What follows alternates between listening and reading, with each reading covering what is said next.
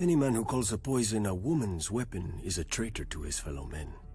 A dagger, arrow, axe, these are the arms of passion. But poison is cold, calculating. Poison is the thought that wakes you in the morning and lulls you to sleep at night. You watch your victim die 1,000 times before you ever offer him that fateful taste.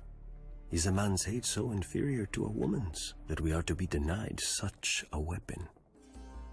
When I was a boy of 16, a great lord caught me with his mistress.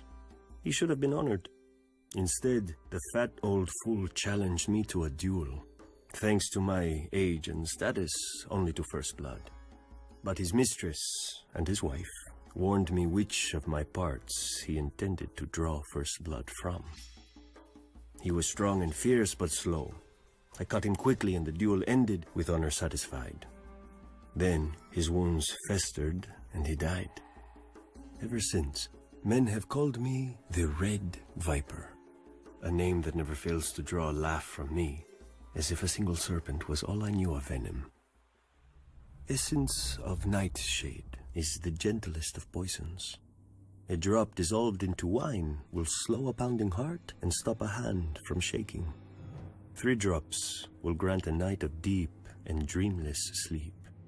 10 drops, and you will have a sleep that does not end. Basilisk blood. It will give cooked meat a savory smell, but if eaten, it produces violent madness in beasts as well as men. A mouse will attack a lion after a taste of basilisk blood. But to a man who knows his art, is not passion a form of madness? Widow's blood forces a man's bladder and bowels to fail. He drowns in his own poisons, a slow and painful death. It has earned its name many times, I am sure. The tears of Lys, a rare and costly poison. Clear, tasteless, and odorless. Dissolved in wine or water, it eats at a man's bowels. He dies in agony, which will not appear unusual if the victim is old or sickly. A favorite tool of impatient heirs. Across the world, on certain islands of the Jade Sea, grows a certain plant.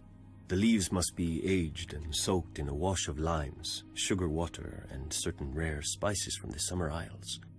Afterward, the potion must be thickened with ash and allowed to crystallize.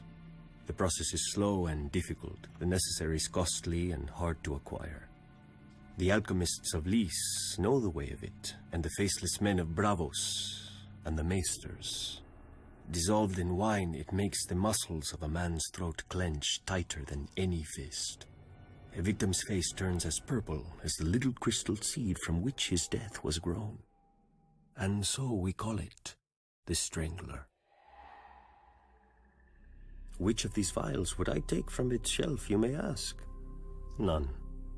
To kill a man at his table or in his bed bores me. To toil hours over a boiling pot, measuring and stirring, bores me. How life begins is always entertaining, and my kind must make sure its end is worth our wait.